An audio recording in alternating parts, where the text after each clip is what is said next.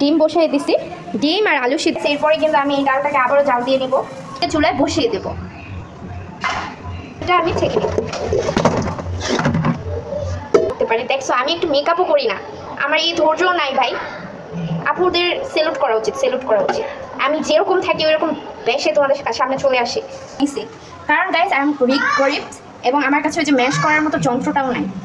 Guys আমার মা বানাইছে এই আচারটা। খাবা আইসা পড়ো আজকে দুপুরে আমাকে বাসায়। হেই গাইস, আসসালামু আলাইকুম। আমি সৃষ্টি, ফ্রিডম লাইফে তোমাদের সকলকে ওয়েলকাম। অ্যান্ড আমি আজকে রান্না করব অনেক ইয়াম্মি একটা খাবার দুপুরে লাঞ্চের জন্য। তার জন্য আমি কি কি করে নিচ্ছি সেটা তোমাদের সাথে শেয়ার করব। গাইস এইখানে তোমরা দেখতে পাচ্ছ আমি এখানে রাইস কুকারে ডিম বসিয়ে দিছি। ডিম আর আলু সিদ্ধ দিয়ে দিছি। আজকে আলু ভর্তার ডিম হবে, আলু ভর্তার ডিম ভর্তা হবে। এখানে আলু ভর্তার সাথে কিন্তু ডালটা অনেক পারফেক্ট হতে হয়। অনেক কালো কালো করে মরিচ টেলে নিয়েছি ভর্তা করার জন্য। এখানে কিন্তু আমি গাইস ডাল রান্না করে নিছি। তোমরা ডালের থিকনেসটা দেখবা, এইরকম একটা থিকনেস থাকতে হবে ডালের। অতিরিক্ত ঘনও না, অতিরিক্ত পাতলাও না। আর ডালের সাথে যদি শুকনা মরিচ এরকম কালো কালো করে না দেওয়া হয়, মুন্সিগঞ্জের ডাল রান্নার সবচেয়ে মেন ইনগ্রিডিয়েন্টস হচ্ছে শুকনা মরিচ কালো কালো করে দেওয়া, বেশি করে রসুন দেওয়া এবং তার সাথে পেঁয়াজ দেওয়া। এখানে আমি রসুনটা অ্যাড করতে পারছি না আমার দুলা ভাইয়ের জন্য, যেহেতু দুলা ভাইয়ের দুপুরে লাঞ্চ করবে, সে রসুন একদমই লাইক করে না, যার কারণে আমি দিব না এখানে। এবং এই ডালটা এখন আমি বাগার দিই। গাইস বাগারটা পড়ে নাই কিন্তু, এই যে এখন আমি দিয়ে দেবো।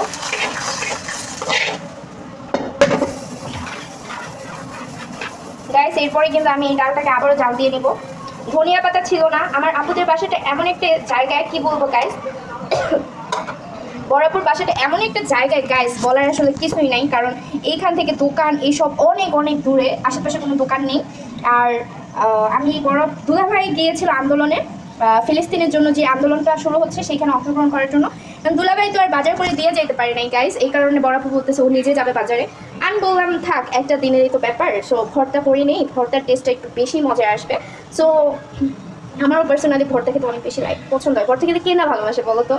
আর আমি এখন ডিম ভর্তা আর আলু ভর্তাটা তোমাদের সাথে শেয়ার করবো মুন্সিগঞ্জের স্টাইলে। ওকে, মুন্সিগঞ্জেরা কিন্তু ভর্তা অনেক ভালো বানাতে পারে, বিশেষ করে আলু ভর্তা আর ডালটা কিন্তু ওদের পারফেক্ট। দেখো ডালটার কালারটা দেখো কেমন লাগছে, আলু ভর্তার সাথে খেতে কেমন লাগবে বলো তো। অস্থির লেভেলের টেস্ট মাশাআল্লাহ। আমি ভাতটাকে চুলায় বসিয়ে দেবো। ভাতটা হতে হতে আমি আমার রাইস কুকারে ভর্তাগুলো, মানে রাইস কুকারে আলু আর ডিম সিদ্ধ দিয়েছি, ভর্তাগুলো করে নেব।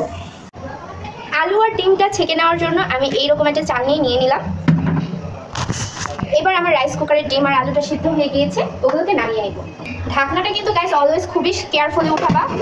ছোট ছোট ব্যাপার থেকে অনেক বড় কোনো দুর্ঘটনা কিন্তু হয়ে যায়। আমার বড় আপুর সাথে ঘটছে, তাই তোমাদেরকে একটু সতর্ক। এবার হয়ে যাওয়া সিদ্ধ করে আলু আর ডিমটা, পানিটা আমি ছেঁকে নেব।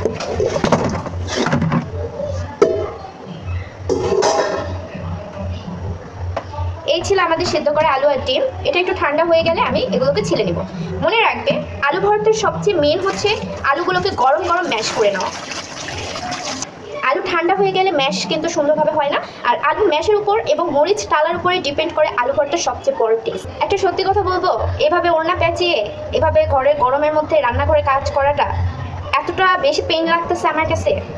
আমি ভাবতেছি ব্লগের আপিরা যারা কিনা শাড়ি পরে অনেক সেজে গুজে হিজাবও পরে, তারা কীভাবে ভাই এত ধৈর্য নিয়ে করতে পারে। দেখছো আমি একটু মেকআপও করি না, আমার এই ধৈর্য নাই ভাই।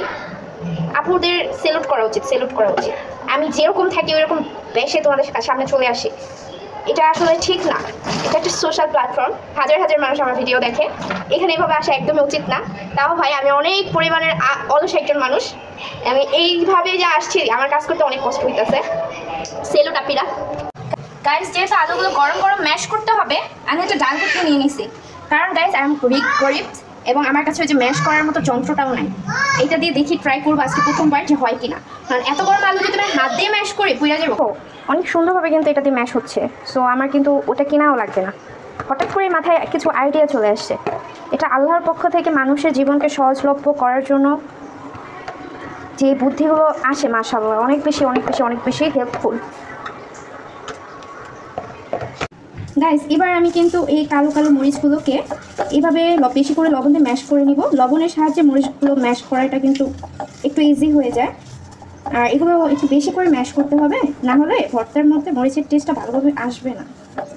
হ্যাঁ হাত তো গাইস ভর্তা বানানোর পর হাত যে জ্বলবে আল্লাহ ভালো জানি, ওটা তো আমি ভালোই জানি কী পরিমাণ জ্বলবে। সো এখানে আমি 2টা ভর্তার জন্য মরিচ আর পেঁয়াজ নিয়ে নিছি। এত বেশি মানে এইভাবে করে ম্যাশ করতে হবে, মানে হাতের কোনো দয়া মায়া করলে হবে না ভর্তা বানানোর সময় গাইস, হাতের দিকে তাকানো যাবে না। সিনিয়র আন্টিরাই কিন্তু অনেক বেশি ভর্তা তৈরি করতে পারে, তাদের হাত গাইস জ্বলাপোড়া করে না, কীভাবে যে করে না আল্লাহ ভালো জানে। তারা কিন্তু অনেক বেশি ভর্তা তৈরি করে, আমার নিজের খালামুনিও তৈরি করে, তাদের হাত নাকি একটুও জ্বলে না। আর আমার হাত দেখবা গাইস, একটু পরে আমি চিনলাম গাইস, আমার কাছে আজকে ধনিয়া পাতা নাই। আরে ভর্তা কি ধনিয়া পাতা ছাড়া মজা? আমি সরিষা তেল দিয়ে নেবো বেশি করে সরিষা তেল। হ্যাঁ, এখন এইটাই কিন্তু মেন হচ্ছে তোমার ভর্তার জন্য। এখন গাইস আমি 2টাকে আলাদা করে নেবো আলু ভর্তা ডিম ভর্তার জন্য। ওকে গাইস, এটা কি আনছি, কি জিনিস আনছি আলু ভর্তার জন্য, এইটা দিয়ে আজকে আলু ভর্তা করবো। এখন আমি ওই যে ম্যাশ করে নিছি না সুন্দরভাবে পেঁয়াজ আর মরিচ, সেটা দিয়ে এখন আমি তোমাদের সাথে ডিম ভর্তাটা শেয়ার করবো। ডিম ভর্তা, সো এটা আমি ভিডিও করতেছি। ডিম ভর্তা এইটার সাথে গাইস ধনিয়া পাতা হইলে আল্লাহ খাওয়ান পুরো ঝুমা যেত, ক্ষীর হয়ে যেত। মাশাআল্লাহ, ভর্তা দিয়ে গাইস বাঙালি যে পরিমাণ খাইতে পারে, বাঙালির ইমোশন হচ্ছে ভর্তা। সো আমি এখন দেখবো লবণ ঠিক আছে কিনা।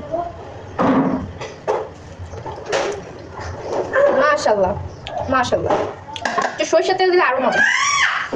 সরিষার তেলটা বেশি করে দিবা। ধনিয়া পাতা অবশ্যই আইনা রাখবা ভর্তা বানানোর আগের দিন, আজকে তো আমরা হঠাৎ করে বানিয়েছি। আর এই যে এবার ছিল পারফেক্ট। মাশাআল্লাহ, এই ছিল আমার ডিম ভর্তা। দেখতে ভালো লাগতো না, এটা স্বাভাবিক, খেতে সেই। সো এইটা এখন আমি করবো আলু ভর্তা। ছেলে দেখছো আমার রুম ক্লিনারকে দেখবা। রুম ক্লিনার বের হও, আমার রুম ক্লিনার। এই যে এখানে ম্যাশ করে রাখা আলুগুলো নিবো গাইস। আর আগে থাকতে তো মরিচ এগুলো ম্যাশ করে নিছি, এগুলো সবগুলোকে একসাথে মাখবো। একটা আলু আস্ত থাকা যাবে না, এই হচ্ছে বিক্রমপুর মুন্সিগঞ্জের ভর্তার স্টাইল। একটা আলু আস্ত থাকা যাবে না। আর তোমরা যদি মুন্সিগঞ্জে না হও, মুন্সিগঞ্জবাসী তো জানোই আমাদের ভর্তার টেস্ট কীরকম হয়। যদি মুন্সিগঞ্জের তোমরা না হও গাইস, মুন্সিগঞ্জে আসলে কারো বাসায় বৌবা আমাকে সকালের নাস্তায় 1 নম্বর হচ্ছে বৌয়া ভাতের ভর্তা দিবেন, আর না দিলে আলু ভর্তার ডাল দিয়ে ভাত দিবেন। পরে তোমরা তাদের হাতে খাবার খেয়ে ফিদা হয়ে যাবে, এটা আমি গ্যারেন্টি। লবণ আর এখন ওরে এটা কি জিনিস গাইস আমার মা বানাইছে এই আচারটা।